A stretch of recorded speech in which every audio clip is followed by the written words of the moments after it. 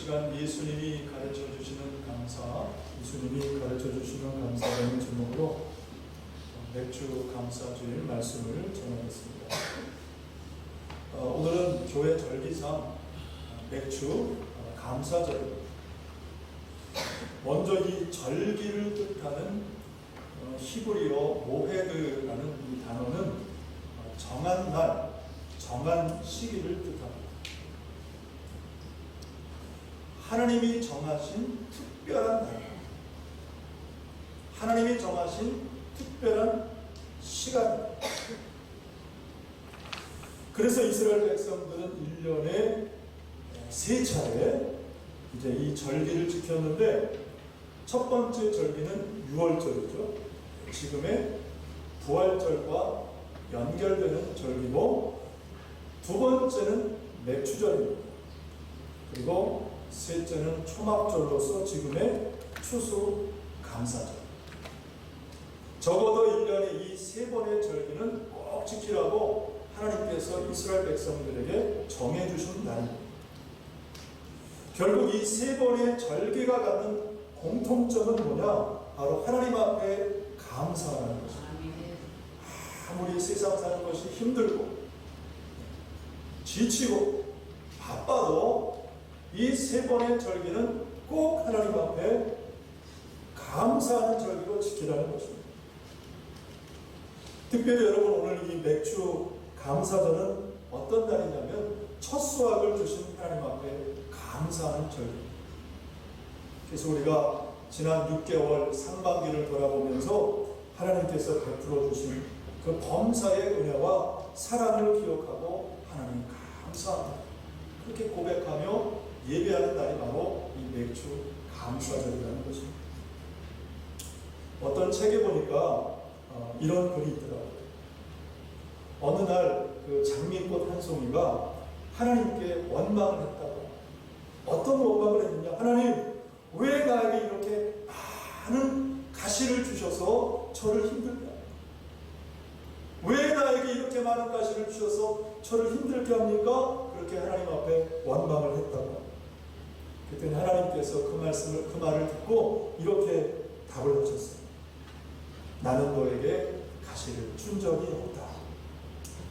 오히려 가시였던 너에게 장미꽃을 주었다. 가시인 너에게 오히려 장미꽃을 주었다. 오늘 우리를 돌아보게 하고 겸손하게 하는, 그래서 하나님 앞에 감사할 수밖에 없는 귀한 교훈의 말인 것 같아요. 오히려 가시인 너에게 나는 장미꽃을 주었다. 로버트 이먼스라는 심리학자가 이런 말을 했습니다. 감사는 기쁨을 준다. 그래서 기분을 좋게 만든다. 감사를 느낄 때 다른 사람과 나누고 싶은 마음이 생기고, 감사를 느끼는 사람은 건강조차도 큰 문제가 되지 않는다. 그런 말을 했습니다. 그래서 여러분, 데살로니가 후서 5장 18절 뭐라고 우리에게 말씀해 줍니까? 여러분, 이 말씀을 항상 기억하시길 바랍니다. 우리 함께 읽겠습니다. 시작. 범사에 감사하라. 이것이 그리스도 예수 안에서 너희를 향하신 하나님의 뜻이니라. 범사에 감사하는 것, 이것이 우리를 향한 하나님의 뜻이라고 말씀을 하고 있습니다. 범사에 감사하라. 여러분, 그러므로 늘 범사에 하나님 앞에 감사하는 그런 삶이 되시고 신앙이 되시기를 주의 이름으로 축복합니다. 우리 옆 사람에게 한 번 더 권면하고 도전하면 좋겠습니다. 우리 범사에 감사합시다. 범사에 감사합시다. 범사에 감사합시다. 하나님 감사합니다. 하나님 감사합니다.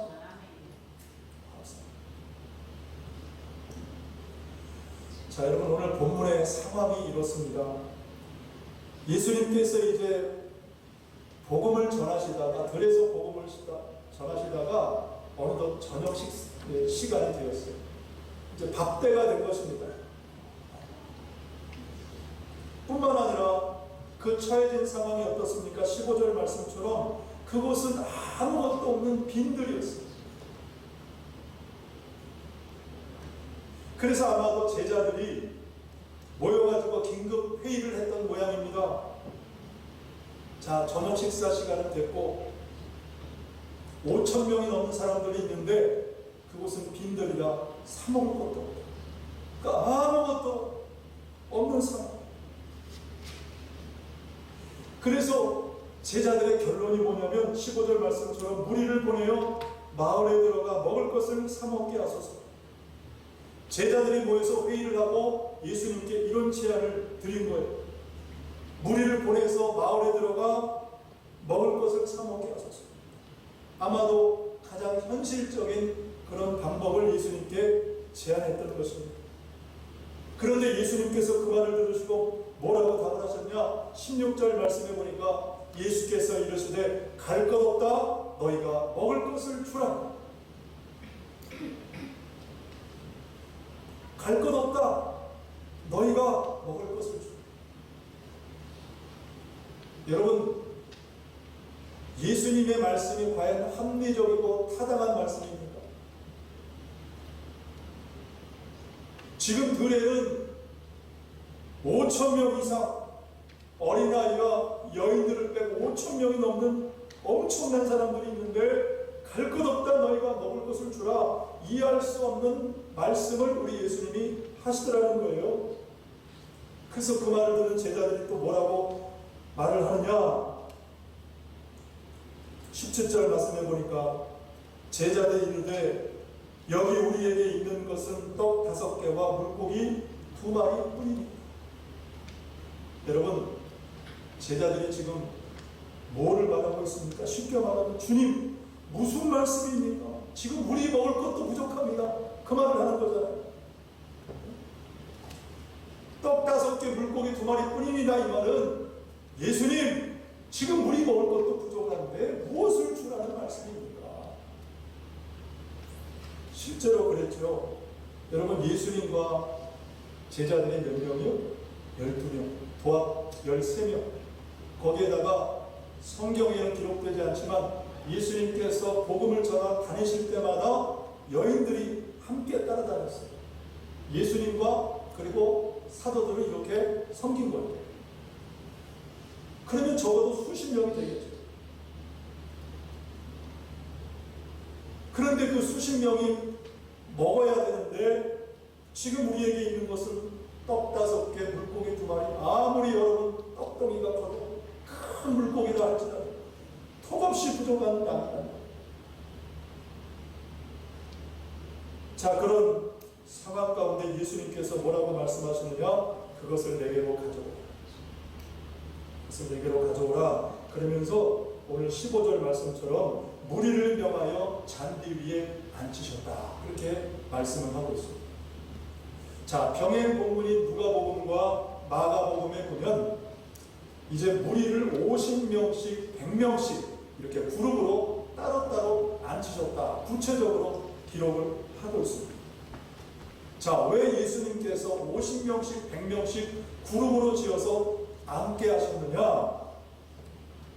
그 이유는 이제 예수님께서 행하실 일들을 잘 보고 배우라는 거예요. 자, 50명씩 100명씩 이렇게 앉은 뒤에 자, 이제부터 내가 행할 일들을 너희들이 잘 보고 기억하고 배우라. 그것이 바로 예수님께서 가르쳐 주시는 감사라는 것입니다. 그 첫 번째는 뭐냐? 바로 지금 있는 것으로 감사하는 것입니다. 예수님께서 가르쳐 주신 감사는 뭐냐? 첫 번째, 지금 있는 것으로 감사. 지금 있는 것으로 감사. 여러분, 본문 19절 말씀에 보면 떡 5개와 물고기 2마리를 가지사 하늘을 우러러 축사하셨다 그랬습니다.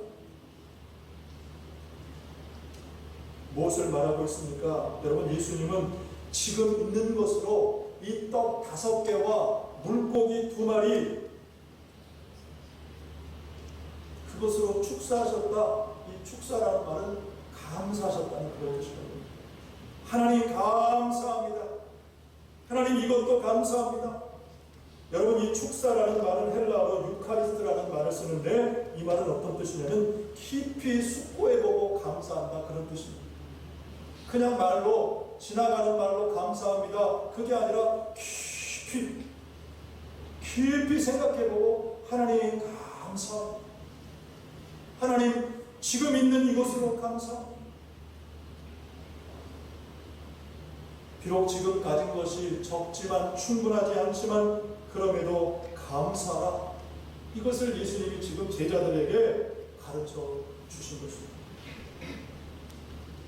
여러분, 그러므로 오늘 저와 형편이 어떻든지 넉넉하지 않더라도 저와 여러분이 가진 것, 그것으로 인하여, 지금 있는 것으로 인하여 여러분 하나님 앞에 감사하시기를 바랍니다.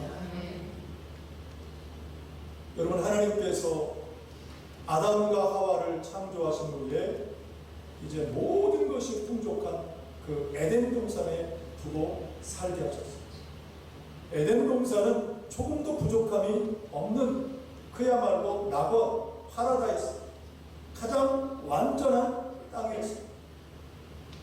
그런데도 아담과 하와가 만족했을까요? 만족하지 않았을까요? 네? 완벽한 곳인데도 만족했어요? 안 했어요? 만족 안 했어요? 그게 바로 하나님이 금하신 그 선악과를 따먹은 일이에요. 절대로 그것만은 탐하지 마라 그랬는데 아담과 하와가 그 선악과를 이제 먹으면서 그때부터 우리 인간이 불행이 시작이 된 것입니다. 여러분, 왜 우리 인간의 불행이 시작되었는가?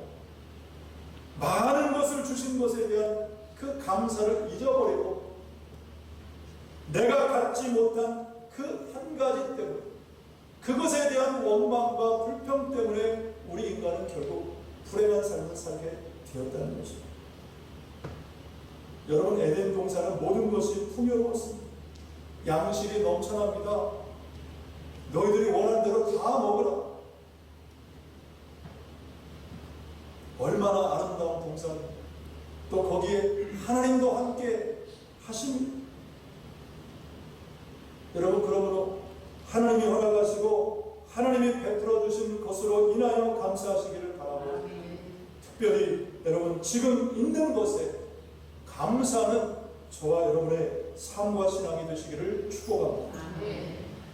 두 번째 예수님께 배우는 감사는 뭐냐면, 먼저 감사를 선포하는 것입니다. 말로 감사를 고백하는 것. 여러분, 예수님은 떡 5개와 물고기 2마리뿐인 그 현실에서 축사하셨어요. 먼저 말로 감사하셨다는 것입니다. 하나님 감사합니다.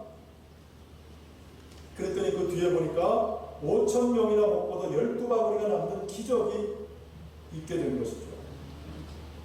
물론 예수님이니까 가능했겠지라고 말씀할 수 있겠지만은, 여러분, 예수님은 제자들에게, 그리고 오늘 우리에게도 이 말의 감사가 얼마나 중요한가, 이 말의 감사가 얼마나 중요한가를 가르쳐 주시는 것입니다. 그러므로 여러분, 말로 감사하시기를 바랍니다. 감사를 선포하시기를 바랍니다. 그러면 여러분, 하나님께서 그 믿음의, 그 감사에 합당한 역사를 보여주실 줄 믿습니다. 보면 감사가 믿음이더라고요. 감사하는 사람이 믿음 있는 사람. 독일 격언에 보니까 이런 말이 있습니다. 선물을 보지 말고 선물을 준 사람을 보며 감사하라. 선물을 보지 말고 선물을 준 사람을 보며 감사하라. 여러분, 선물을 받으면 어떻습니까? 그 안에 뭐가 들어있나? 그것이 막 궁금하고, 그 받은 선물이 도대체 얼마짜리일까? 우리는 그 가치를 막 따져보고, 내가 받은 선물이 얼마짜리인지 그것을 막 인터넷 통해서 막 찾아보고. 여러분, 그러나 선물의 가치는 그 돈의 환산에 있는 것이 아니라는 것입니다. 바로 그 선물을 준 사람의 마음과 정성이 참 가치이기 때문이죠. 여러분, 하나님께서 오늘 저와 여러분에게 베풀어 주신 모든 것이 거기에 하나님의 마음이 담겨있고 사랑이 담겨있고 여러분 축복이 담겨있는 줄로 믿습니다. 그 중에 하나가 하나님께서 우리에게 베풀어 주신 것 중에 가장 귀한 것이 뭐냐? 그것이 바로 말씀입니다. 하나님 말씀입니다.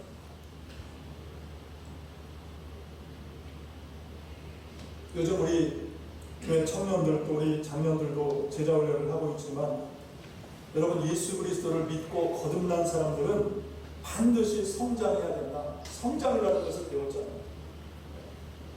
그런데 우리가 성장하려면 우리 육신이 먹음으로 성장하는 것처럼 반드시 우리 거듭난 사람들은 영의 양식인 하나님 말씀을 먹으면서 우리가 영적으로 성장할 수 있다. 그것을 요즘에 우리가 배웠습니다. 그래서 디모데후서 3장 17절은 뭐라고 말씀하느냐? 하나님의 말씀은 우리를 온전하게 하고 모든 선한 일을 행할 능력을 갖추게 한다. 하나님의 말씀은 우리를 온전하게 하고 또 선한 일을 행할 능력을 갖추게 한다. 그러므로 여러분, 이 하나님의 말씀의 씨앗이 우리의 마음밭에 뿌려지고 우리의 옥토에 심겨지고 자라면 여러분 반드시 좋은 열매들, 그런 능력들이 여러분 나타나는 줄로 믿습니다. 자, 그러려면 어떻게 해야 되느냐? 우리가 말로 자꾸 감사하는 거죠. 우리가 변해야 됩니다.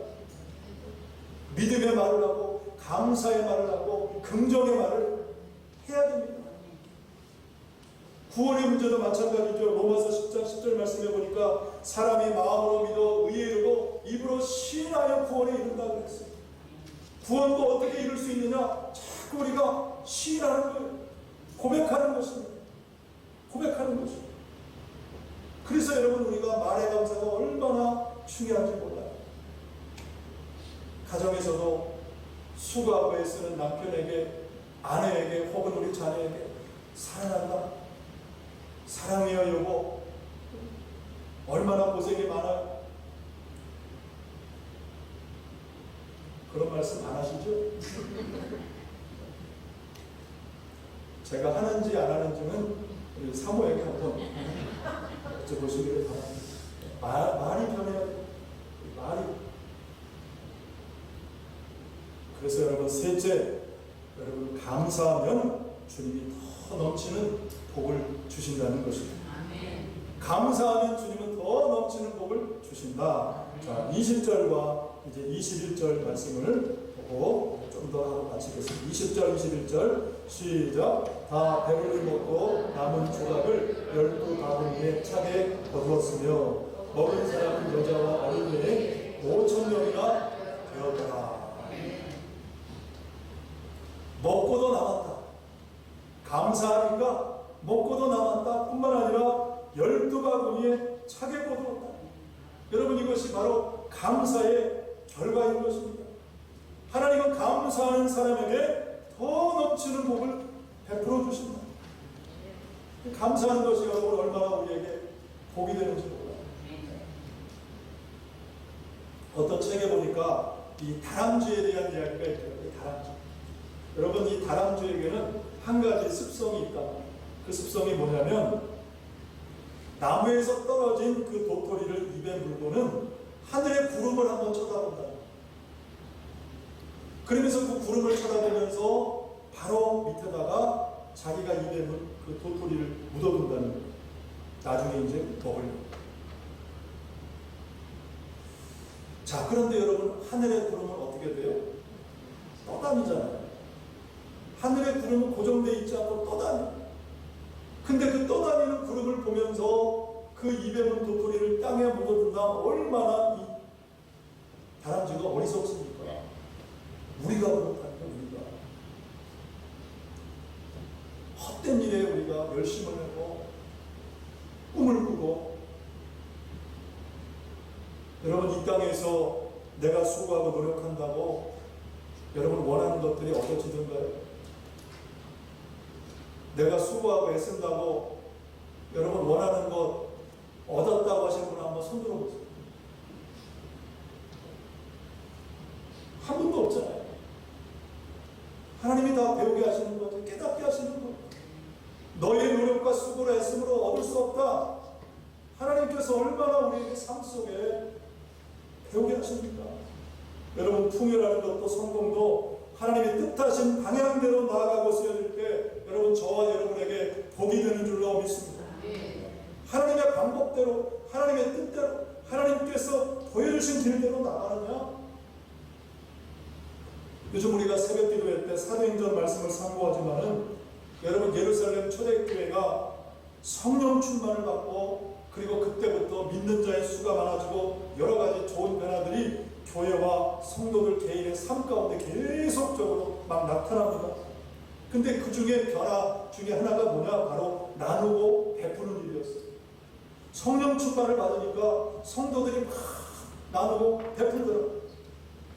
그래서 사도행전 4장 32절에 보니까 이렇게 말씀합니다. 4장 32절 같이 봅니다. 시작. 한 마음과 한 뜻이 되어 모든 물건을 서로 공유하고 자기 재물을 조금이라도 자기 것을 하느니가 하나도 없더라.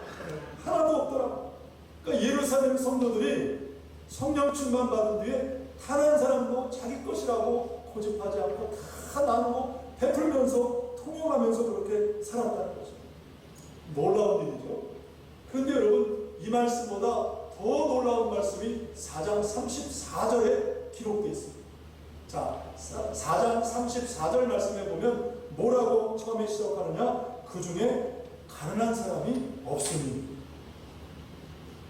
여러분, 더 놀랍지 않습니까? 나누고 베푸는데 그 중에 가난한 사람이 하나도 없었다. 그렇게 4장 34절에 기록하고 있다라는 것입니다. 왜냐하면 이유는 여러분 간단합니다. 바로 하나님 말씀대로 살았기 때문에. 하나님 말씀대로 살았으니까 나누고 베풀며 살았더니 하나님께서 교회 안에 가난한 사람 한 사람도 없게. 자, 신명기 15장 4절에서 6절까지 말씀을 보고 이제 마치겠습니다. 어떤 하나님의 말씀이 있는지 신명기 15장 4절에서 6절까지 말씀을 우리 큰 목소리로 합독하고 이제 마치겠습니다. 시작. 내 하나님 여호와의 말씀만 듣고 내가 오늘 내게 드리는 그 명령을 다 지켜 행하면 내 하나님 여호와께서 내게 기업으로 주신 땅에서 내가 반드시 복을 받으리니 너희 중에 가난한 자가 없으리라. 내 하나님 여호와께서 내게 허락하신 대로 내게 복을 주시리니 내가 여러 나라에 구워줄지라도 너는 꾸지 아니하겠고 내가 여러 나라를 통치할지라도 너는 통치를 하지 아니하리라. 아멘. 이 말씀대로 사는 것입니다. 그래서 여러분, 레위기 말씀에 보면 추수할 때에 내 모퉁이에 곡식은 남겨두라. 다 거두지 말고 내 모퉁이에 곡식은 남겨두라. 또 바닥에 떨어진 이삭은 줍지 마라. 왜냐하면 그것은 가난한 자들의 것이다. 그런 말씀은 그들에게 나눠주고 베풀라는 것입니다. 여러분, 그러므로 상반기를 돌아보시면서 하나님께 받은 은혜, 사랑, 그 축복 여러분 기억하시고 우리 이웃들과 더 많이 여러분 나누시는 저와 여러분 모두가 되시기를 바랍니다. 분명히 하나님께서 더 넘치는 복과 은혜를 저와 여러분의 가정과 자녀와 또한 우리 교회 범사에 여러분 베풀어 주실 줄로 믿습니다. 기도하겠습니다.